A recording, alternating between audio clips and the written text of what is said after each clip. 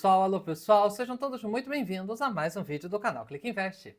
E hoje a gente tem mais um vídeo de entrevistas. Vocês sabem que eu adoro fazer vídeos de entrevistas, porque eu pego aquelas dúvidas que vocês colocam, aquelas dúvidas que vocês têm e trago pra gente conversar diretamente com o gestor. Não é só a minha opinião, não é só a minha imaginação, a minha interpretação, é a gente ouvindo do próprio gestor.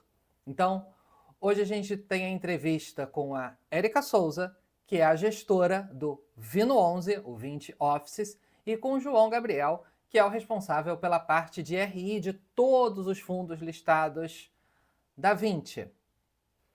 E eu preciso começar esse vídeo pedindo uma desculpa a vocês. Quero pedir desculpas, na verdade, eu estou gravando esse trecho, essa fala, depois de ter feito a gravação com a Érica e o João. Porque, por algum motivo que absolutamente foge do meu alcance, essa entrevista não teve as imagens gravadas. Vocês não terão ao longo da entrevista nem o meu rosto, nem o rosto da Érica, nem o rosto do João. O áudio foi preservado, a plataforma que eu uso para fazer as gravações nunca teve esse tipo de falha. Até conversei com outros produtores que usam essa plataforma e ninguém nunca teve nada parecido. Eu abri uma reclamação junto à plataforma, eles deram 1000 justificativas que não justificaram, então obviamente eu não usarei mais essa plataforma como minha plataforma para gravar entrevistas, eu vou contratar uma outra plataforma, mas obviamente não seria nem um pouco cortês com a Érica e com o João que a gente regravasse a entrevista, porque ela ficou absolutamente fantástica. Então, eu terminando essa fala, basicamente vocês não terão vídeo, só terão áudio, vira quase um podcast. Essa é a verdade. Na segunda metade do vídeo tem um trechinho que o João compartilha a tela dele e mostra uma informação. Eu recuperei esse PDF com ele, então na edição eu estou incluindo essa tela do João, esse PDF que o João mostrou, mas basicamente fará isso. Quem estiver assistindo o celular, pode colocar o celular no bolso, porque não tem muito mais coisa para ver. Peço desculpas, é algo, como eu disse, absolutamente fora do meu alcance, é algo que a plataforma disse que pode tentar reverter, mas não deu certeza nenhuma e muito menos do prazo. Então, como o áudio em si é extremamente mais importante que o vídeo, eu estou trazendo do jeito que eu pude. Mais uma vez peço desculpas, espero que vocês entendam que é algo sobre o qual eu não tenho gestão nenhuma. Durante todo o processo de gravação não houve nenhuma mensagem de erro, não houve nenhum problema. A entrevista correu de maneira absolutamente perfeita, como todas as outras entrevistas que eu já gravei, seja para esse canal, seja para outros onde eu já trabalhei. Mas aconteceu. É um bug de sistema, é um alinhamento desfavorável de planetas. Vai saber. Se a plataforma conseguir recuperar o vídeo, o que eu acho improvável, obviamente eu vou republicar essa entrevista de forma que vocês possam ver o rosto da Érica, do João e o meu. Vai lá. Mas como eu disse, eu não tenho expectativa nenhuma, e como uma das pautas é uma assembleia, né, uma consulta formal que o Vino chamou, eu preferi trazer, ainda que sem o vídeo, do que esperar um retorno que sabe-se lá quando virá. Equipamentos falham. Peço desculpas. Quando o equipamento falha comigo sozinho, eu sento e regravo, como já fiz. Agora, quando falha com um convidado, eu não posso ter a descortesia de pedir para gravar de novo. Espero que vocês entendam. Espero que vocês gostem da entrevista. E vamos lá. Alô pessoal, sejam todos muito bem-vindos a mais um vídeo do canal Clique Invest. E hoje, mais um vídeo de entrevistas. Como vocês sabem, eu adoro fazer essas entrevistas, porque a gente pode conversar diretamente com o gestor, bater um papo, conhecer mais do fundo, às vezes informações que acabam ali extravasando um pouquinho o relatório gerencial, então a gente pode conhecer um pouco melhor do racional do fundo.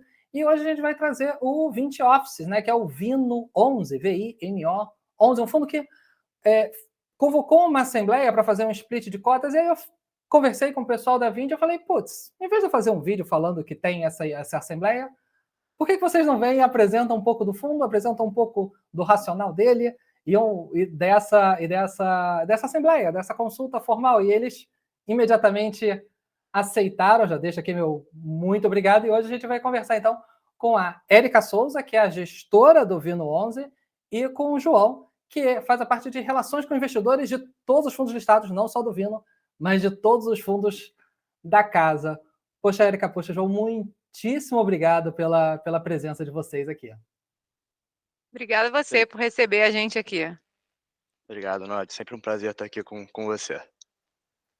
Legal. E assim, eu sempre gosto de fazer uma apresentação da casa e das pessoas que aparecem aqui no canal, porque a gente, às vezes, no varejo, a gente tem a impressão de que vocês só existem desde que o fundo é listado, parece que ninguém tem muita carreira, muito histórico, muito currículo. Então, assim, vou deixar o João apresentar um pouquinho da casa de maneira geral e falar também um pouquinho da carreira dele, de onde ele vem, como é que é a tua história, João? Apresenta pra gente a casa e você. Obrigado, Nod. Acho que assim, a 20, muita gente conhece a gente pelos nossos fundos imobiliários listados, no geral, voltados para o varejo, mas a gente é uma gestora hoje que tem mais de 60 bilhões de reais sob gestão. A gente foi fundado em 2009, em 2021 a gente fez um IPO, então hoje a gente tem as nossas ações listadas na Nasdaq.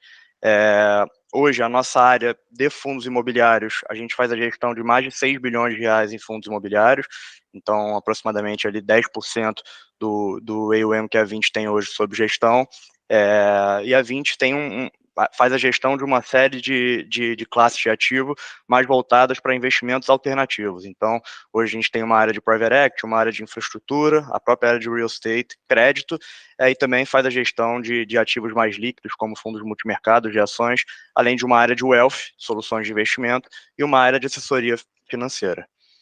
Falando um pouco de mim aqui rapidamente, eu estou aqui na 20 já há aproximadamente 5 anos. Desses 5, eu trabalhei 2 anos na parte operacional da 20, e no final de 2020 eu vim aqui para a área de real estate fazer toda a parte de RI dos fundos imobiliários e logo depois também do Fiagro, que a gente lançou no ano passado. Legal, legal. E agora sim, eu vou deixar a Érica se apresentar e apresentar também o Vindo. Então, assim, Érica, eu já faço aqui uma pergunta dupla, você se apresentar, contar um pouquinho da tua história aí na casa, né? Eu sei que você já tem um bom tempo aí dentro da 20, então contar um pouquinho dessa tua história e aproveita e já apresenta ao fundo qual foi o racional, por que esse fundo foi criado há poucos anos, qual é a história do fundo, digamos assim. Vamos lá. Minha história aqui na 20 em real estate começa muito antes, né, desse boom de fundos imobiliários, né? Eu comecei na 20 há 12 anos atrás, nos últimos 10 anos estive aqui na área de real estate. Então, eu acho que uma das coisas bacanas que a gente tem aqui do time é que nós somos um time de real estate que está trabalhando junto há muito tempo, né? Os principais sócios, gestores, enfim, passamos por diversos ciclos do mercado imobiliário juntos, né? Não é só esse último ciclo que todo mundo viu de 2, 3 anos. A gente está aqui atuando nesse mercado desde 2013, então são 10 anos de história como time, 10 anos de história minha aqui dentro da 20. Fizemos fundo de desenvolvimento, fizemos outros fundos de renda, tivemos uma história aí em diversos segmentos, dentro da área também tive em diversas funções, já tive na função do João, fui RI por um bom tempo, então é uma história longa. Antes da 20, eu cheguei a trabalhar também com gerenciamento de obra, então um pouco do DNA do imobiliário e dessa ligação com o tijolo vem desde lá de trás. Também já trabalhei um tempo fora pelo Lloyds Bank, na parte mais focada realmente em advisor de investimentos. Então, é um pouco isso, assim, né? E nos últimos anos, né, a gente vem crescendo muito com essa história, esse foco, né? Nos fundos imobiliários, que acho que é um veículo que vem se consolidando cada vez mais, porque ele é realmente o melhor veículo, na nossa visão, para o investimento imobiliário. E a história do Vino, ela começou, na verdade, né, o IPO do Vino, ele começa em 2019, mas a história do Vino em si, ela vem de muito antes, que é até um dos motivos, já fazendo um link aqui, pelo qual a gente está optando por chamar essa GE para propor aí o split de cotas. Então, já vou dar um spoiler aqui, porque, na verdade, o Vino ele é um fundo que vem lá de trás. Ele foi originalmente um fundo que teve o desenvolvimento do prédio para 20. Então, ele nasceu como um fundo de desenvolvimento, cujos cotistas eram sócios e friends and family, né, aqui da 20, originalmente.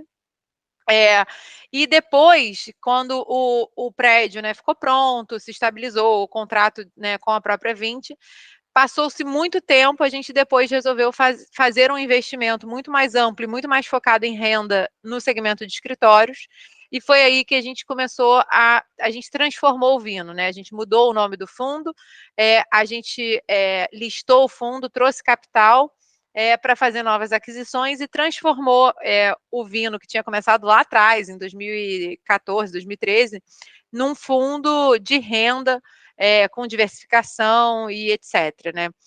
E isso, esse movimento, ele começou em 2019, né? Foi quando a gente fez esse movimento. E aí a gente focou em como que a gente queria ter a nossa presença no segmento de escritórios, né? A gente estava conversando aqui um pouquinho antes. É muito comum, né? Toda casa vai ter lá o seu fundo de shopping, o seu fundo de logística, o seu fundo de escritório. Mas em todas as nossas estratégias, a gente gosta de ter os pilares de investimento muito bem definidos, né? Assim, se a gente vai entrar nesse segmento, como que a gente vai entrar? Onde que a gente vai investir? Onde estão as oportunidades? E, obviamente, não são coisas imutáveis, né? Porque o mercado muda, a gente tem que ir se adaptando. Mas a verdade é que a gente olhou o mercado, estudou, a gente está, como eu falei, né? São 10 anos de time aqui, né? Trabalhando junto, olhando para esse mercado, e qual era a nossa visão para esse mercado, né? A gente podia entrar e atuar no mercado de laje corporativa, mas a gente via um diferencial para estar num mercado um pouco diferente, onde a gente achava que as oportunidades eram melhores, no sentido de risco-retorno mesmo. Então, a gente focou em algumas características, né? Eu acho que boutique office é uma coisa que talvez resuma um pouco da nossa estratégia, mas ela não é toda a nossa estratégia, né? Quando a gente definiu 6 pilares para a estratégia. A gente queria ter participação de controle nos prédios. A gente queria ter um fundo diversificado. Então, já de cara, quando você começa um fundo, se você quer ter participação de controle, você não quer ser concentrado, você não pode ter, por exemplo, uma torre muito grande, porque eu tenho, sei lá, supondo, captei 500 milhões, vou investir. Se eu comprar uma torre gigantesca, já matou aí. A gente queria ter ativos que, na nossa visão, estavam mais apropriados para o que a gente estava vendo como novas tendências de ocupação. Isso pré-pandemia, né? Então, o que a gente achava que era tendência de ocupação? Cara, é um escritório muito mais moderno, que ele foca muito mais nas áreas abertas, nas áreas mais claras, iluminadas, no bem-estar do usuário final. Você tem uma arquitetura mais diferenciada, porque hoje as pessoas se importam com isso. Então, lá atrás, a gente já foi um pouco para esse modelo. Então, acaba que quando a gente foi juntando essas características todas, a gente acabou numa coisa que resume um pouco esse boutique office, né? Então, são esses prédios entre 5 e 10 mil metros, com uma arquitetura diferenciada, muita área externa, que a gente possa ter participação de controle, mas que também não são tão grandes, então a gente consegue ter um portfólio muito diversificado, obviamente focando nas principais regiões, sempre preocupados com o tipo de inquilino e usuário que a gente vai ter. E isso foi como a gente foi criando lá em 2019 o fundo, né? E aí a história do Vino é uma história que eu acho que é super bacana, porque é um fundo que nasceu em dezembro de 19. Então, assim, 3 meses depois, a gente estava vivendo uma coisa, né, impensável, que era a pandemia. E ainda assim, a gente conseguiu crescer o fundo, a gente conseguiu passar por todo esse período sem nunca ter tido uma taxa de ocupação de menos de 92% no portfólio. A gente teve, no auge da pandemia, a gente teve 2 meses de inadimplência, que no terceiro a gente já tinha convertido. Então, a gente conseguiu navegar um período muito complicado de uma forma que mostrou a resiliência dessa estratégia, né? Então, com o tempo, a gente foi se sentindo cada vez mais confortável e mais, assim, mais comprado nessa estratégia, né? Então, a gente tinha um nível de certeza quando a gente começou, acho que hoje em dia o nosso nível de certeza em relação à estratégia é muito maior. E essa tem sido um pouco a história do vinho, né? A gente tem conseguido crescer, obviamente, né? Esses pilares, eles são um guia, mas eles não são 100% amarrados. Se a gente achar uma oportunidade no mercado que não tem todos os pilares, mas tem os principais, a gente vai olhar. E eu acho que essa tem sido um pouco a história aí do Vino e a minha, que né, dos últimos 3 anos, a minha história, né, também de carreira, também tem sido a história do Vino. Legal, legal. Então, assim, você já começou falando de um dos imóveis, né? Eu acho que talvez hoje no portfólio do fundo, de forma geral, existem 2 imóveis que trazem mais polêmica, até pela sua representatividade dentro do patrimônio do fundo. Um deles é o imóvel onde a própria Vinci está localizada. Você já explicou que então o fundo ele começou sem estar listado em bolsa lá atrás, que era um negócio ali, Friends and Family, como você chamou, ou seja, ali do raio curto ali da Vinci, que construiu o imóvel para a Vinci. Até então ele não era um fundo listado, então era uma operação muito privada, muito fechada ali. Hoje ele é um fundo de bolsa, né? Já é um fundo listado, com todas as regras e tudo mais, e com milhares de cotistas. Obviamente, quando esse aluguel foi negociado lá atrás, ele foi negociado entre privados, né? Numa situação fechada ao mercado. Hoje ele é um fundo aberto. Então, assim, muita gente me pergunta, às vezes, sobre como é que vai se dar esse processo, por exemplo, de uma renovação de um contrato, ou se surgiu uma demanda do fundo ou da Vinci de fazer um aditivo, de alterar alguma coisa nesse contrato, que, claro, pode acontecer, é natural. Como é que vai se dar essa negociação, se é a Vinci de um lado como gestora do Vina, onde, em teoria, o que ela mais quer é cobrar o aluguel mais alto pelas suas áreas, e do outro lado, a própria Vinci como inquilina, que, claro, como todo inquilino, quer pagar cada vez menos. Como é que vocês vislumbram esse conflito de interesse numa possível negociação, renegociação ou renovação desse contrato específico exatamente por esse conflito? A gente teve um trabalho prévio do IPO muito grande para endereçar isso, né? A gente trabalhou para mitigar todos os potenciais pontos de conflito dessa relação, né? Então, o que a gente fez? A Vinci não vai poder negociar com a própria Vinci, né? O Vino não vai poder negociar, digamos assim, com a Vinci. Então, o que a gente criou? A gente criou uma regra que, bom, o contrato ele é atípico até determinado ponto, né? E depois, como qualquer usuário, né, qualquer locatário, você tem o direito da renovatória, né, de continuar ali. Só que para continuar ali, você normalmente vai ter que discutir o preço, né, que seria um ponto de conflito. O que a gente determinou? A gente determinou que se a Vinci quiser continuar, ela vai avisar que quer continuar. A gente vai ter que contratar o laudo de 2 empresas dessas grandes empresas que são já reconhecidas no mercado, e aí tem uma lista que a gente definiu, então inclui aí CBRE, Jones Lang, Cushman, Colliers, as principais do mercado. A gente tem que pegar 2 dessas empresas e o aluguel vai ser a média do laudo de valor de locação dessas 2 empresas. E não tem negociação. A Vinci pode topar ou não topar. É simples assim. E se esses 2 laudos tiverem uma diferença de mais de 10% entre eles, a gente tem que pedir um terceiro laudo, e aí usar a média dos 3. Então, a gente tentou amarrar de uma forma que o preço de locação ele vai ser definido pelo valor de mercado. Vai ser o que é no valor de mercado, porque a gente vai chamar o avaliador vai dizer quanto é, e a Vinci vai dizer, quero ficar, não quero ficar. E aí são blocos de contratos de 5 anos, né, que não vão ter direito a revisionais no meio do caminho, porque eu não posso ter uma outra negociação. Então, blocos de 5 anos com os valores definidos pelo preço de mercado, né? E é isso que a gente tem. Então, eu acho que essa regra, que foi muito pensada, foi muito trabalhada, muito discutida, é o formato que a gente encontrou para mitigar esse risco, né? Que a gente sabe que era uma preocupação do mercado, era uma preocupação nossa para endereçar, mas que eu acho que o formato final ficou muito blindado. Assim, eu acho que a gente tem hoje um formato que eu não posso discutir na hora de fazer a alocação de novo e nem tenho direito de revisional. Então, eu garanto que se a Vinci estiver aqui, ela vai estar com a condição de mercado. E é isso. Perfeito, perfeito, perfeito. Que aí mitiga o conflito de interesse, porque você está contratando alguém de fora para poder arbitrar o valor, né? Para avaliar o valor. E claro, o imóvel mais polêmico do fundo é o Imóvel Globo em São Paulo, até por ser o maior, ter sido feita uma emissão que foi ancorada e tudo mais.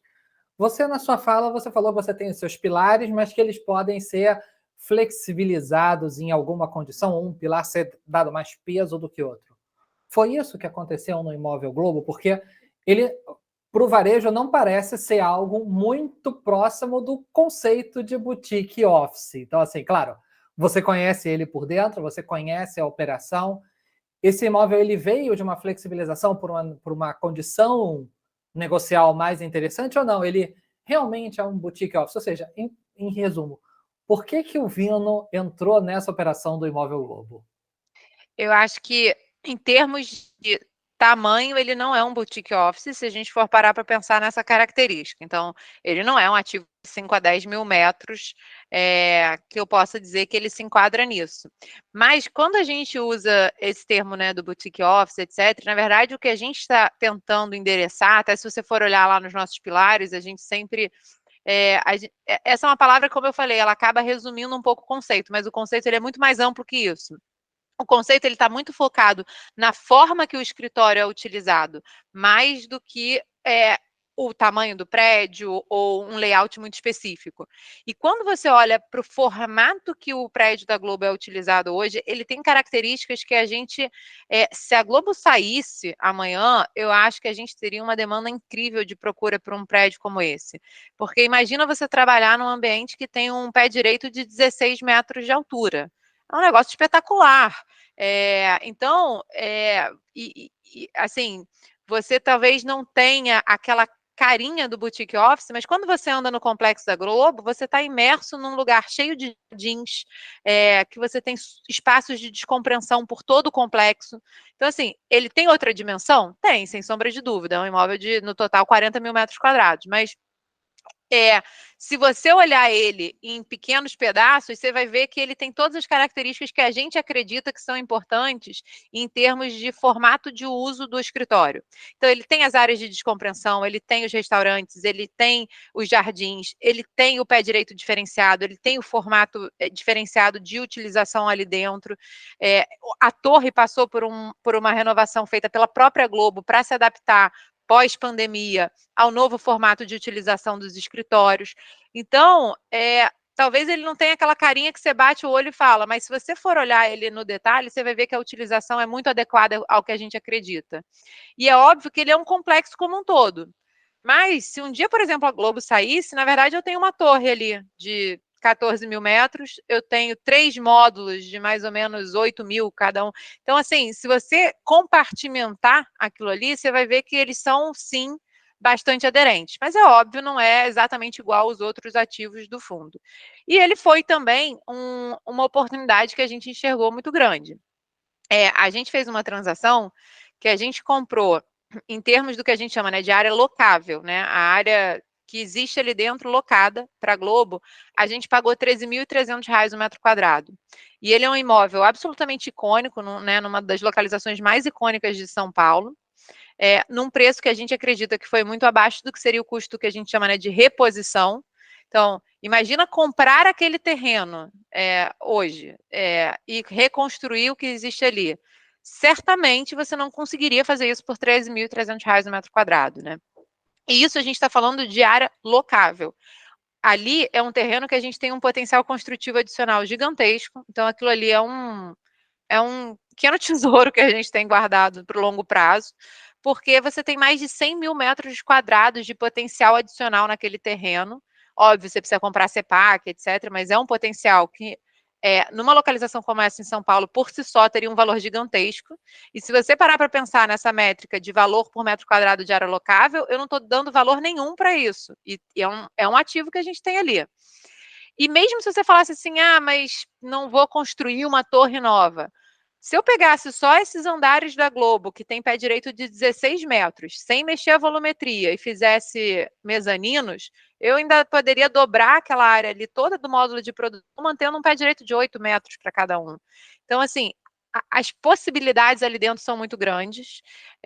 Então, era uma oportunidade muito diferenciada. Eu não tenho dúvida que no longo prazo, isso vai ainda gerar muito valor para o fundo. Sim.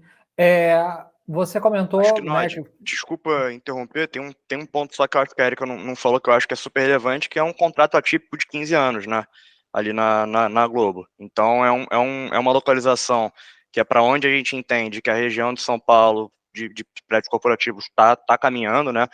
Tem um estoque muito grande lá, mas o que um contrato de 15 anos com uma empresa como a Globo, contrato atípico no caso, protege a gente aqui pelos próximos 15, 14 anos, agora que já passou um ano desde que a gente fez a aquisição. Esse ponto do João é super relevante, porque essa é, na nossa visão, um dos polos de crescimento da cidade.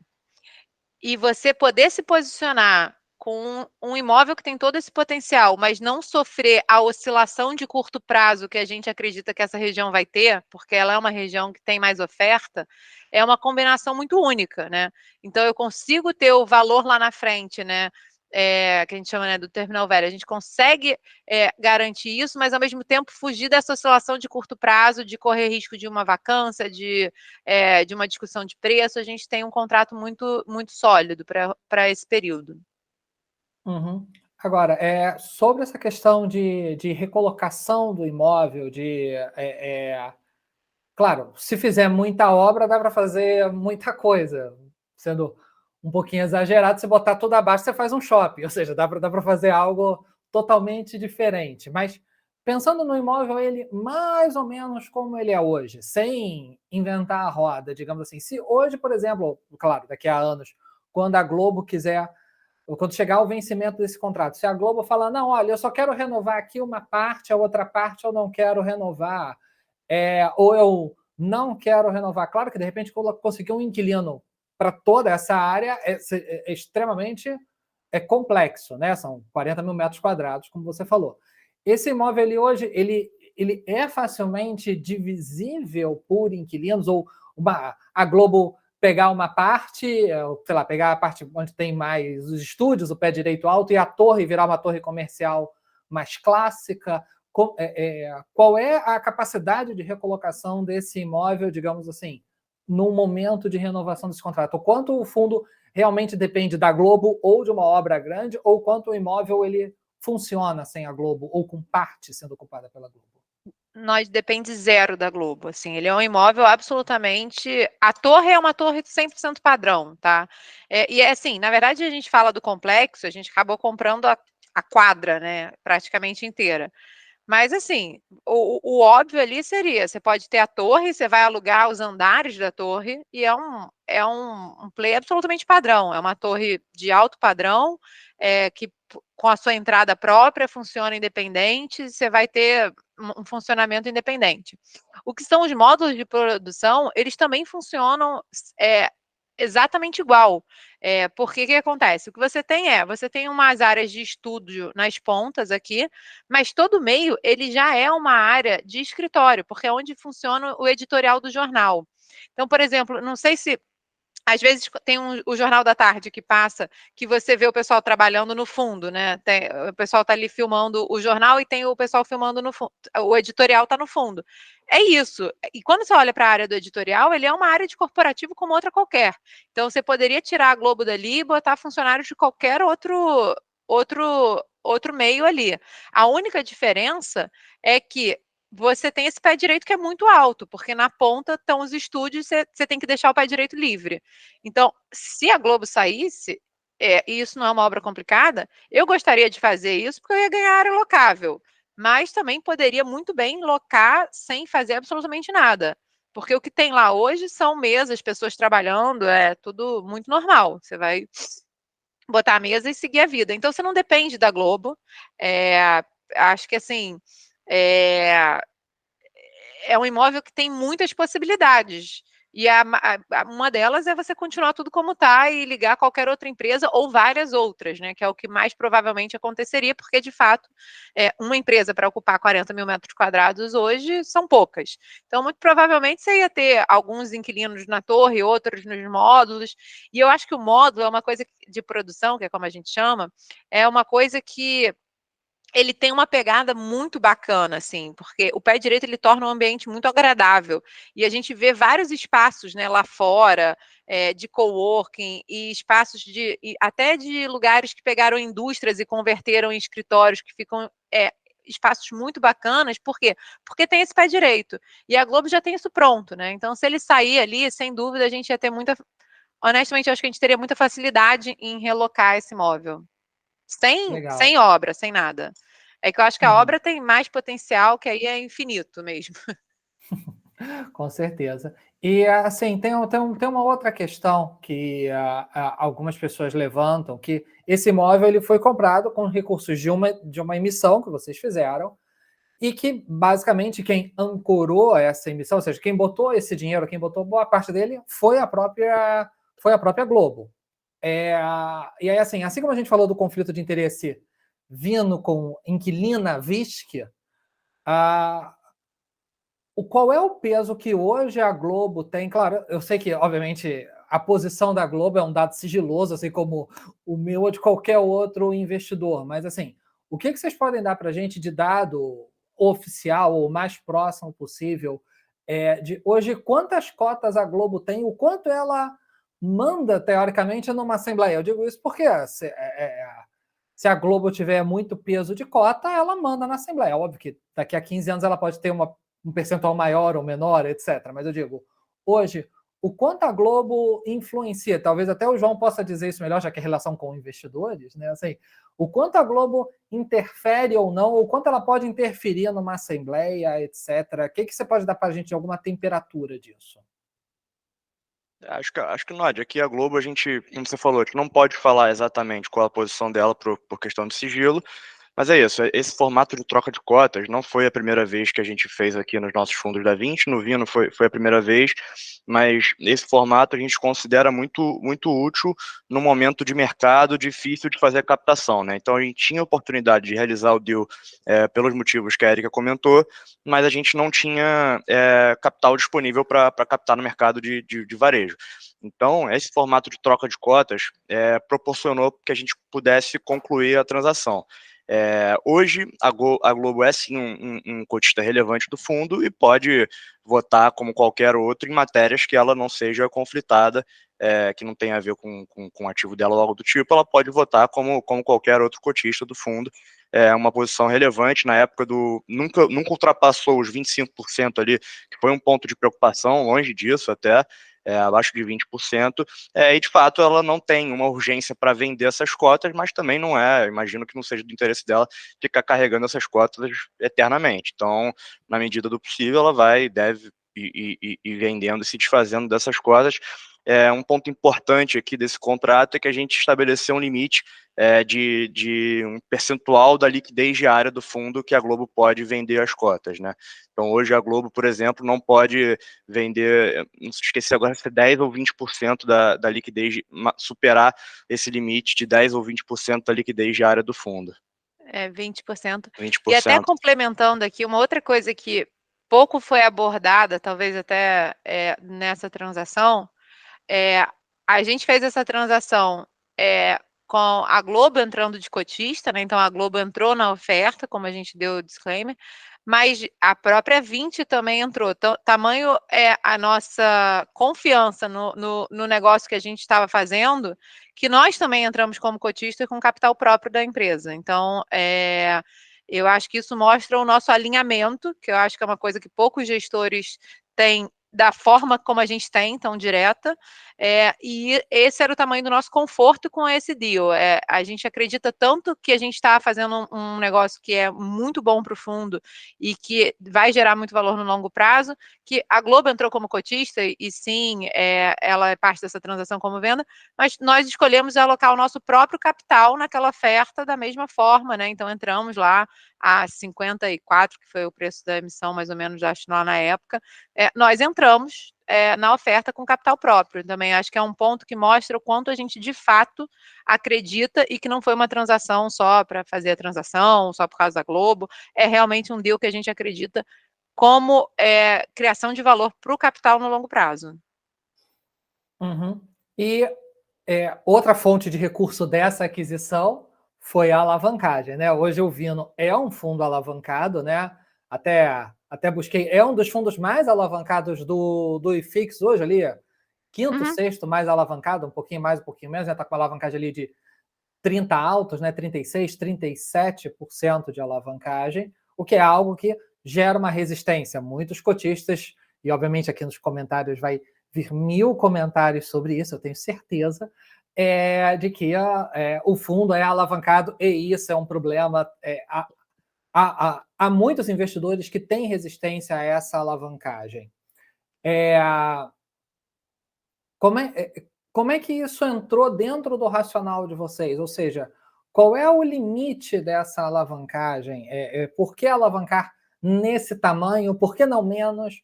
Por que não mais? Ou seja, nessa montagem da operação da Globo, qual foi o racional para vocês fazerem essa alavancagem? Na nossa visão, nenhuma alavancagem por si só é boa ou ruim, né? Assim, alavancar é bom ou é ruim, né? Não existe, né? O que existe para a gente é a combinação dos fatores daquele deal específico, né? E aqui a gente tem algumas características. Então, a gente sabe que a gente está com nível de alavancagem mais alto, mas a nossa alavancagem ela é muito específica por alguns fatores, né? Primeiro fator é que é uma alavancagem que está atrelada a um contrato atípico que está 100% casado com, né, então as receitas de locação elas estão 100% casadas com as nossas obrigações referentes a essa alavancagem. Então a gente não tem aqui um descasamento, um pagamento bullet, uma parcela maior, a gente tem um fluxo que foi feito 100% equilibrado e de longo prazo, né? Então é muito diferente a gente tem um nível alto de alavancagem? Tem. Mas a gente também, se a gente for olhar a nossa demanda anual de capital, ela nunca passa de 1,3% do nosso total de ativos, porque é uma alavancagem que está muito bem estruturada em termos de prazo, né? Outro ponto que é muito relevante é que a alavancagem, quando bem feita, ela é um gerador de valor, né? E foi o caso dessa transação. A gente tem uma receita de locação, né? Que na época, quando a gente entrou, gerando aí em torno, hoje deve estar uns quase 8%, mas sei lá, 7,3%, 7,5%. E a gente tem um custo de alavancagem de 6,9%. Então, o que acontece? A alavancagem nesse nível, ainda mais com um contrato que a gente tem absoluta segurança, ela é um gerador de valor, ela é o que a gente chama, né, ela é accretive para o deal, né? A gente até fez uma vez um exercício mostrando, o João montou esse exercício que é super bacana, montando como seria essa transação se a gente não fizesse alavancagem e como ela é com a alavancagem. E é muito bacana que você vê que a alavancagem, na verdade, ela está gerando valor para a gente nessa transação, né? A alavancagem é um risco muito grande quando você tem um passivo, né, obrigações que estão muito descasadas e você não sabe para onde vai. Agora, eu tenho uma receita que durante 15 anos eu sei que vai me gerar, sei lá, 7,5, 8. Eu tenho um passivo que vai sempre gerar em 6,9. Eu estou o tempo todo, né, gerando valor para o fundo. Então, a gente sabe que a gente tem um nível de alavancagem muito maior e a gente decidiu ter esse nível de alavancagem porque para esse caso específico, com essas combinações de fatores, fazia sentido, né? Se fosse um outro formato, se não fosse um contrato tão longo, se não fosse um contrato que a gente tivesse tanto conforto, a gente certamente não teria tomado esse passo, né? Perfeito. Nod, Ou eu já seja, ouvi falar desculpa, só um ponto aqui que é interessante. Já ouvi falar uma vez, e sempre repito isso quando toco no ponto de alavancagem, né? A alavancagem é a diferença do remédio para o veneno, né? Na dose certa ela salva, na dose errada ela pode matar. Então é assim que a gente trata aqui também. Acho que está num nível que pra gente, a gente não gostaria de aumentar muito mais que isso, mas assim, tá sob controle, a gente enxerga que gera valor para os cotistas do fundo. uhum. Ou seja, quando traduzindo, né, digamos assim, hoje o que o fundo recebe de aluguel da Globo é suficiente, com uma pequena sobra, para pagar os juros da operação do E CRI. amortização. E E amortização, juros e amortização. juros e amortização. Pela regra da CVM, na verdade, o que ultrapassa os juros, vocês têm que distribuir, né? Não pode usar como amortização. Então, apesar de que, se a regra dos 95% não fosse tão rigorosa, vocês até poderiam pagar amortização com isso, hoje o formato Perfeito. não permite. Então, daí já vem a outra pergunta: como pagar o capital? Porque vocês não podem usar o aluguel para poder pagar esse capital, pelo menos não em condições normais de temperatura e pressão, digamos assim. No relatório, vocês colocam lá que vocês têm mais ou menos uns 40 milhões para poder pagar nos próximos 12 meses. Quando a gente olha o que o fundo tem de caixa, ali entre caixa, né, e caixa renda fixa, dá os 40 milhões, 41, alguma coisa que está assim no informe. Ou seja, hoje o fundo basicamente tem caixa para pagar os próximos 12 meses. E os juros a própria operação Globo está pagando, né? Quer dizer, os juros da Globo, a Globo está pagando, tem outras coisas menorzinhas, mas tá todo mundo se pagando.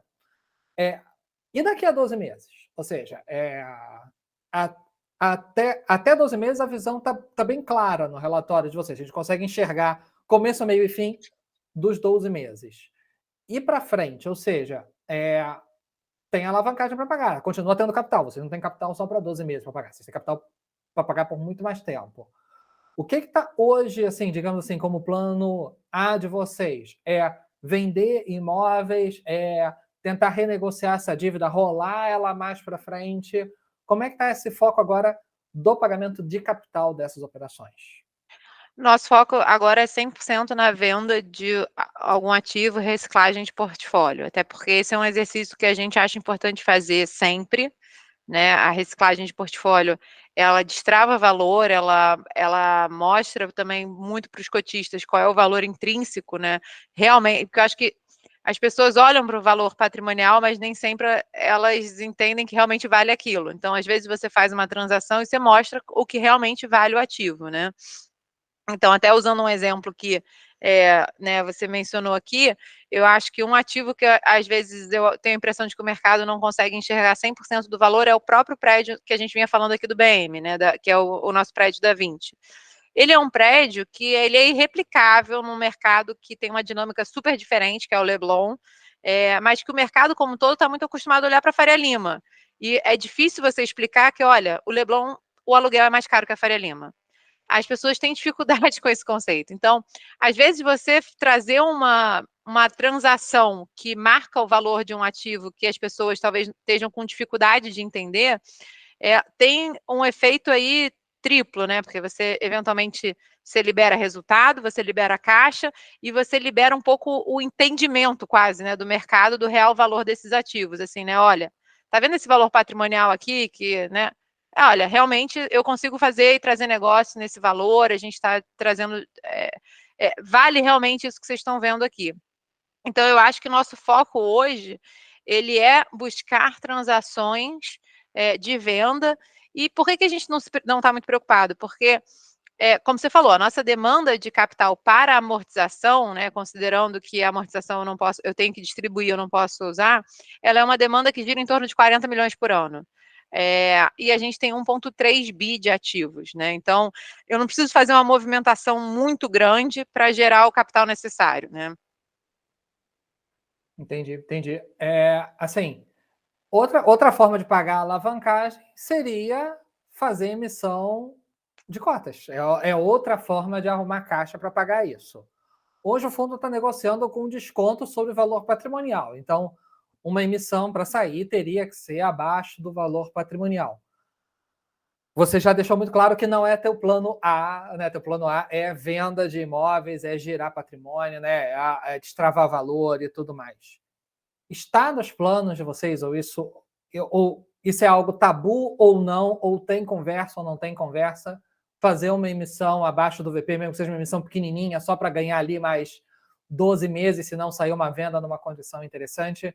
Como é isso dentro da cabeça de vocês? Emissão abaixo do VP, sim ou não? Nós, para a gente nunca é uma decisão exclusiva de... A gente sempre vai olhar o todo, tá? Então, assim, o quanto é diluitivo e quanto que é ruim eu fazer essa emissão abaixo do VP versus eu, por exemplo, pegar uma nova dívida que talvez seja mais cara ou vender o ativo. Porque, assim, no limite do limite, você vai ter sempre essas três opções que nem todos os gestores. Eu posso emitir no valor que der, eu posso tomar uma dívida que vai ser mais cara, ou eu posso abrir mão de valor do meu ativo para vender a qualquer preço. Essas 3 opções vão estar sempre na mesa. E, no fundo, se você chegar num cenário de estresse, você vai ter que ponderar qual dessas é a menos pior, né? Nosso cenário não é nenhum desses 3. Nosso cenário é fazer, como eu falei, a venda. A gente tem tempo para isso. A gente tem ativos que têm muito valor para destravar.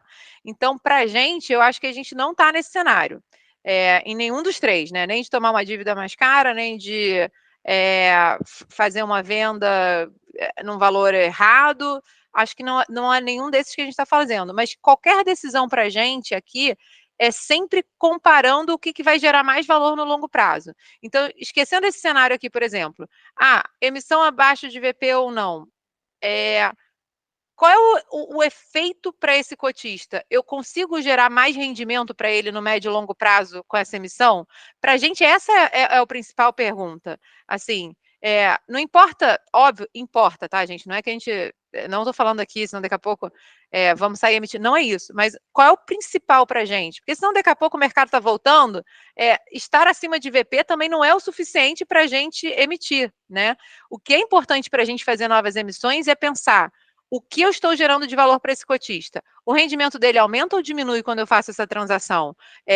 O risco-retorno dele aumenta ou diminui quando eu faço essa transação? Essa é a dinâmica importante. Então, você tem que olhar para isso como um todo. E isso tanto na situação do fundo estar com valor acima de patrimonial quanto abaixo. Qual é o valor que eu estou gerando no médio e longo prazo, né? Perfeito. Acho que, Nod, só complementando a Érica aqui, que eu acho que isso vale, é uma grande discussão aqui, isso vale para todos os nossos fundos, tá? De tijolo aqui, volta e meia a gente faz alguma live e tem uma pergunta nesse formato. Para a gente não é algo binário, assim, sim ou não, tá abaixo do VP, não emito, tá acima do VP, eu emito. Entendeu? Acho que tem uma série de variáveis aí que a Érica falou, acho que a principal delas até é o preço da cota versus o patrimonial, mas não é algo assim, binário, se estiver acima eu emito, se estiver abaixo eu não emito. Legal. E assim, Érica, você falou por acho que 2 vezes que o que vai gerar mais retorno para o meu cotista, do que vai gerar mais retorno para o meu cotista. Quando a gente pega o histórico de rendimentos do fundo, fica muito visível que depois que o fundo fechou a transação com a Globo, né, que fez a operação com a Globo, etc., os rendimentos caíram e caíram forte.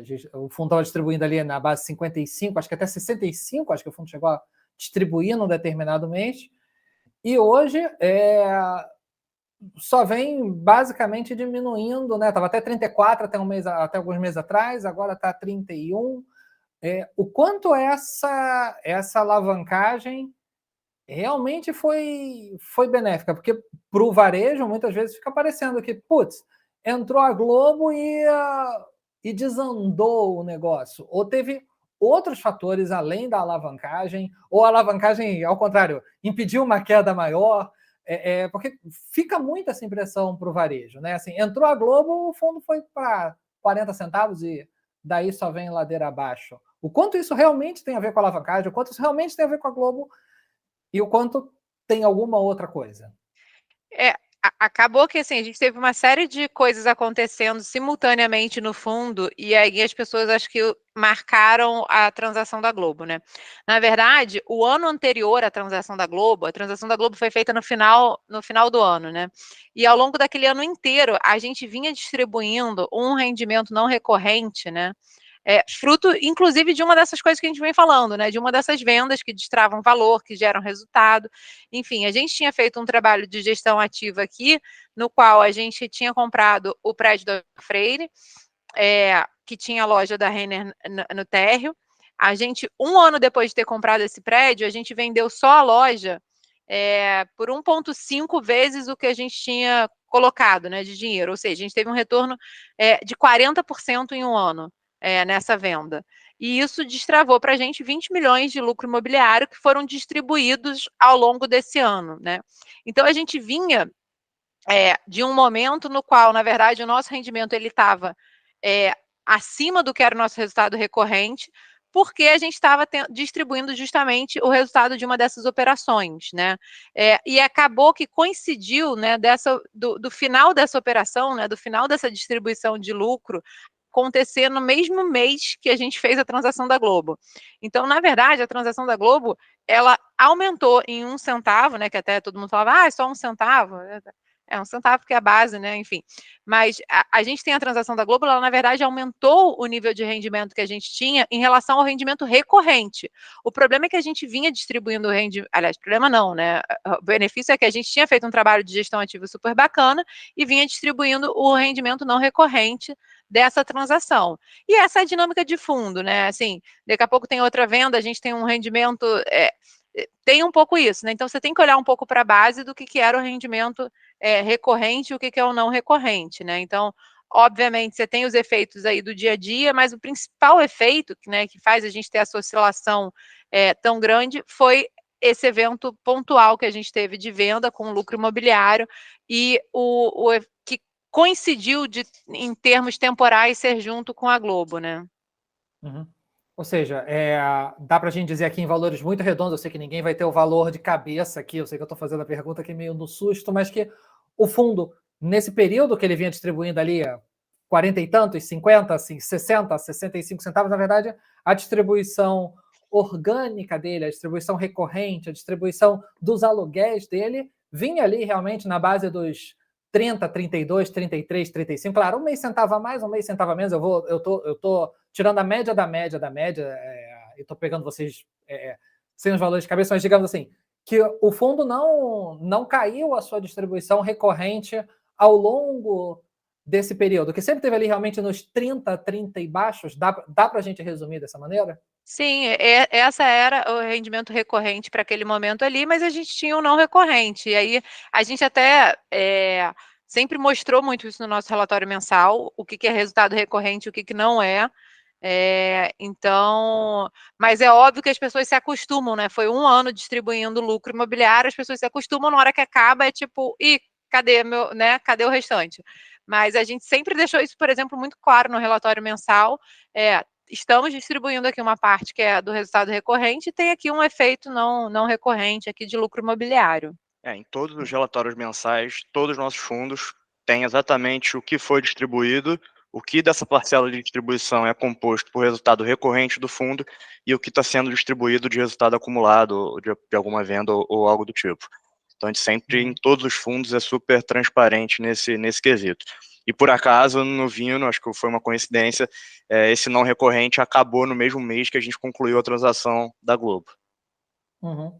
E agora, para dar um descanso para a Erika, a gente já botou muita polêmica direto para ela, vamos botar um pouquinho o João na fogueira aqui.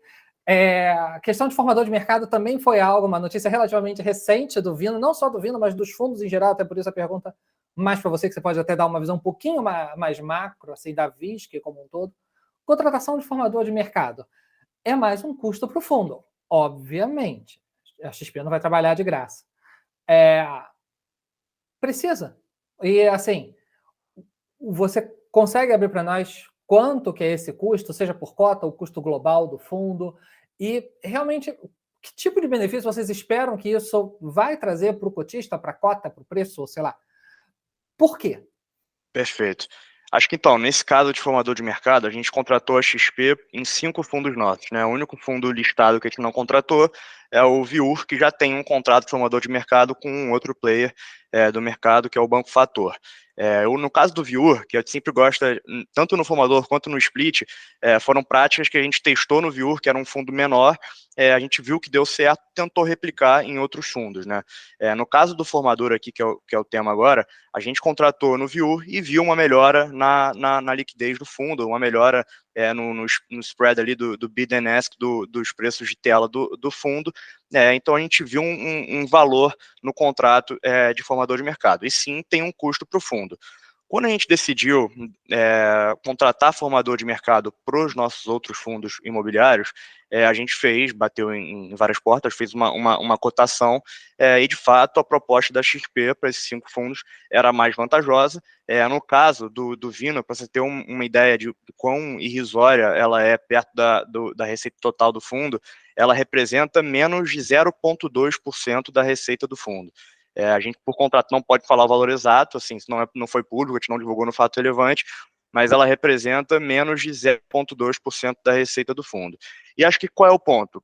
É fomentar a liquidez das cotas, né, no mercado secundário, e 2, e esse é um ponto novo, que eu acho que não está no radar de muita gente, a gente, com a contratação do formador de mercado, a gente busca aumentar o universo potencial de investidores do fundo, buscando atender aos requisitos da resolução CVM 175, que foi divulgada no meio do ano passado pela CVM e veio para substituir a então CVM 555, que basicamente faz toda a regulamentação ali dos fundos de investimento financeiros, né? Então, tanto de renda fixa, multimercado e ações. Acho que aqui o foco é mais em multimercados, mas antigamente os fundos multimercados que queriam ter uma exposição à classe de fundos imobiliários, eles poderiam ter no máximo 20% do PL de exposição. Hoje, com a CVM 175, que é a nova resolução, se esse fundo imobiliário que for comprado por esse multimercado tiver um formador de mercado atuando sobre as cotas dele, esse limite de concentração, que era de então 20%, passa a ser de 40%. E com a volta do mercado, a gente tem visto algumas ofertas saindo já, acho que nenhuma de fundo da 20, mas a gente acompanha o mercado, fala com investidores, eu aqui como RI acabo tendo bastante contato com essa ponta, eu já tenho visto um interesse muito forte de fundos multimercados em fundos imobiliários. Eles eram grandes investidores da classe em 2019 e 20, quando o mercado estava em alta, naturalmente, em função de crise, de juros mais altos. Esses fundos acabaram sofrendo uma série de resgates, o fundo imobiliário um pouco perdeu a atratividade para esse perfil de investidor, mas a gente acha que com o mercado voltando, a gente já está vendo isso, esses fundos vão voltar a olhar para a classe de ativo, então a gente optou por contratar formador de mercado, não só para buscar o aumento da liquidez das cotas do fundo no mercado secundário, mas também aumentar o universo potencial de investidores do fundo. Por um custo Perfeito. que para a gente é muito baixo. E junto disso também, né, quase simultâneo, vocês fizeram uma convocação para uma consulta formal, né, uma assembleia geral, para fazer o desdobramento, ou como a gente fala no jargão, o split das cotas, ou seja, ela sendo aprovada, cada cota que hoje existe vai ser quebrada em 5 cotas menores, digamos assim, num D0, no momento inicial, não tem nenhum benefício. Se a cota está cotada a R$50, vai passar a ser 5 cotas de 10. Até aqui é 6 por meia dúzia, falando aqui quase de uma forma grosseira. Pelo menos no D0 é 6 por meia dúzia. Mas então por que vocês convocaram? Qual é o benefício? O que vocês esperam que isso traga para o fundo, para os cotistas? Perfeito, Nod. Acho que assim, o mercado, dando até um passo um pouco mais atrás, mas vou ser rápido aqui. Lá atrás, você deve lembrar dos fundos imobiliários lá em 2010, 2011, eram poucos, tinham fundos na base 1000, né? Eram os fundos na base 1000. Nessa nova, quando os fundos imobiliários voltaram ali em 2017, 18, 19, vieram os fundos na base 100. E mais recentemente, em 2021 ali, principalmente, começaram a vir os fundos na base 10. A gente buscando fazer uma comparação de liquidez, naturalmente a cota 10 ela é mais barata e se torna um investimento mais acessível. Então a gente sempre teve o interesse aqui de lançar um fundo com a base 10 e assim a gente fez com o VCRI no meio do ano passado. A gente já de cara viu uma mudança de liquidez no VCRI, quando a gente lançou ele na base 10, em comparação com outros fundos do mesmo tamanho, que eram na base 100, e a gente tinha o VIUR, que era na base 100, e propôs o split para a base 10. E aí eu vou até botar na tela aqui, antes de terminar de falar, mas assim, depois de terminar de falar, mas assim, no VIUR a gente viu não só um aumento da liquidez ali na média 20%, mas um aumento muito expressivo da base de investidores. Então, um fundo que tinha 5 mil investidores, hoje tem mais de 35 mil investidores em menos de um ano. É um aumento muito expressivo, justamente por entrar em carteiras mais democráticas e entrar num universo de investidor que talvez não tenha R$ 100 para investir todo mês ali. Só complementando, acho que também ele facilita muito o reinvestimento, né? Em relação aos rendimentos que você tem. Então, é uma forma também de você facilitar isso que deveria ser, né, uma coisa meio recorrente. Você recebeu ali os rendimentos e você quer realocar. Facilita muito quando você tem uma base 10, né?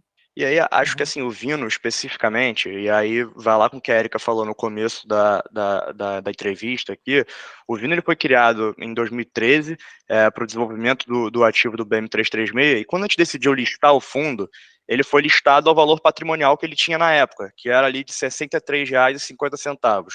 Então, o Vino, a base dele inicial era de R$ 63,50. Então, ele perde um pouco a comparação com os pares, né? Porque os pares ou estão na base 100 ou estão na base 10. Então, quando o investidor vai olhar, às vezes ele vai ver o Vino valendo R$ 40, R$ 45, R$ 50, que é o que a cotação dele nos últimos tempos, ele acha que o fundo nasceu com R$ 100 e já se desvalorizou até chegar a 40, 45, que não é verdade. Então, buscando trazer ele para uma base de comparação mais justa com outros pares, a gente propôs o split para a base 10, que é, assim, para o investidor final não muda absolutamente nada, né? O valor da cota diminui, mas a quantidade de cotas aumenta, de forma que o saldo dele final é o mesmo no momento do split, e é um processo sem custo nenhum para o fundo, né? É uma assembleia com quórum simples, então é super simples aqui todo o processo. A gente já fez em outros fundos, a gente super acha que vale a pena. Essa questão da base do Vino, ela realmente, assim, foi um ponto fora da curva. E ela complica muito as coisas no dia a dia, né? Porque no outro dia eu vi comparava o fundo do Vino com outro fundo, aí tinha lá centavos por cota. Aí parece realmente nessa coisa parece que você estava na base 100 e está distribuindo menos. E não é verdade, né? Na verdade, a gente largou de uma base que era um número, não vou dizer aleatório, porque não tem nada de aleatório, ele era o valor da cota patrimonial, mas ele é um número que não guarda nenhum tipo de referência, né? Então, uma base torta, digamos assim, né? Ele nasceu de uma base torta, né? Exato. Então, assim, ele nasceu no 63, você perde um pouco a referência e a sensibilidade, né? Ainda mais com esses movimentos agora mais recentes do mercado, alguns fundos até chegaram em valores próximos ao nosso, mas fundos que saíram da base 100, não, né? Então, acho que isso distorce um pouco a percepção e a gente achou que era saudável a gente trazer o fundo para uma base que a gente tivesse mais facilidade de guardar as referências, né? Digamos assim. Nod, eu vou botar na tela aqui, 1 minuto só, deixa eu tentar botar aqui, um slide que eu acho que é super importante aqui. É um estudo de caso do split do Viewer, né? Não sei se vocês estão vendo já na tela. Sim, sim, pode ir lá.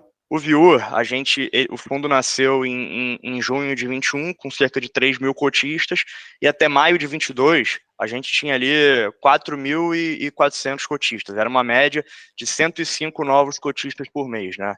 A gente optou pelo desdobramento das cotas em junho de 22, quando o fundo tinha 5 mil cotistas, e um ano depois, exatamente, a gente já está com 35 mil cotistas e uma média de 2.224 novos cotistas por mês.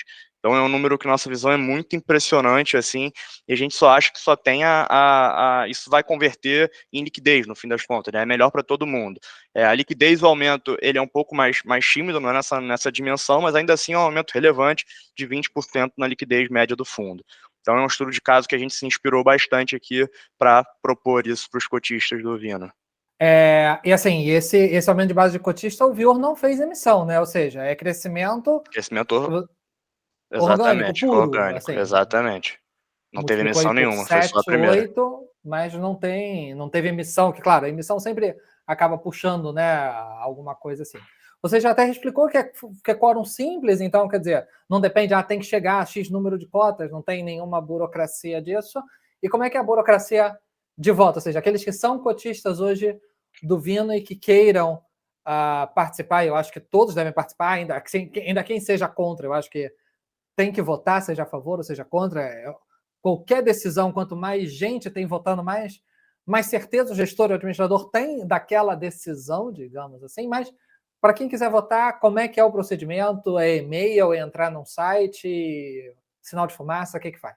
Perfeito, eu acho que o cotista manifestar o voto em assembleia é super importante, seja a favor ou contra, a gente entende aqui por esses motivos que é que é algo que vai beneficiar os cotistas do fundo, mas caso alguém seja contra também, o fundo é dos cotistas no fim do dia.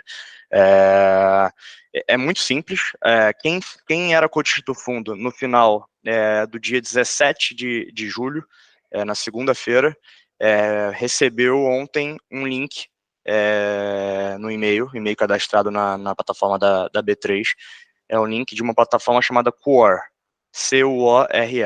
Uma plataforma que todos os fundos quase têm feito assembleias por lá. É basicamente entrar, colocar o CPF, dizer se concorda ou discorda da matéria e acabou. São 2 cliques, literalmente. É a coisa mais fácil que tem, assim. Dá para fazer pelo celular, pelo computador, então é muito simples. E bem melhor que aquela burocracia. O Nod vai lembrar, assim, não sei se todo mundo lembra, mas que antes era assim, tinha que pegar, recebia por correio, olha o custo para o fundo, fora toda a parte ambiental aqui, de enviar um papel por correio para todo mundo, o cotista tinha que assinar, às vezes tinha que reconhecer firma em cartório para poder se manifestar em uma assembleia. Então agora ficou tudo muito mais simples. Assim, então, agora, e se a pessoa não achou o e-mail ou o e-mail cadastrado está errado, a pessoa perdeu a senha do Gmail, caiu no spam e caiu no buraco negro, o cachorro comeu meu e-mail, aquela desculpa que a gente usava na escola, etc. Assim, como é que a pessoa acha esse link de novo? Perfeito. Quem não recebeu ou não está encontrando o link, pode entrar em contato comigo aqui via RI, né, via e-mail ou telefone, vou passar aqui os endereços, ou até mesmo com a BRL diretamente, tá? Mas pode ser comigo e eu faço. Quem gera o e-mail é a BRL, mas eu posso fazer essa ponte aqui com a BRL. É só mandar um e-mail para ri@20fundoslistados.com. Eu recebo aqui e faço a ponte com o administrador do fundo, ou até mesmo envio o nosso site, né? O nosso site é 20fundoslistados.com, tem lá um Fale Conosco, pode digitar no campo, vai chegar nesse meu e-mail da mesma forma e eu respondo com a BRL em cópia. Perfeito, perfeito. Vou deixar esses links todos aqui embaixo que ele tá mencionando, eu vou deixar aqui. Então é só clicar e mandar lá o e-mail. Também esse mesmo e-mail que você mencionou, para quem quiser tirar alguma outra dúvida que tenha a ver com a Assembleia, que não tenha, esse realmente é o melhor contato com vocês aí do RI, etc., para poder tirar alguma dúvida, alguma coisa. É esse e-mail, tem outro e-mail, é por aí mesmo? Perfeito, Nádia. É esse e-mail para qualquer fundo listado nosso, a gente responde super rápido aqui, a gente leva super a sério esse ponto. Tanto o nosso e-mail, então tem um contato direto, a gente tem uma linha de telefone que também a gente está disponível, que é 21 aqui do Rio, do DDD, 2159-6212. Cai aqui, a gente atende e busca ajudar o mais rápido possível. Mas eu acho que um ponto super importante aqui, Nod, é o nosso site, que é o 20fundoslistados.com.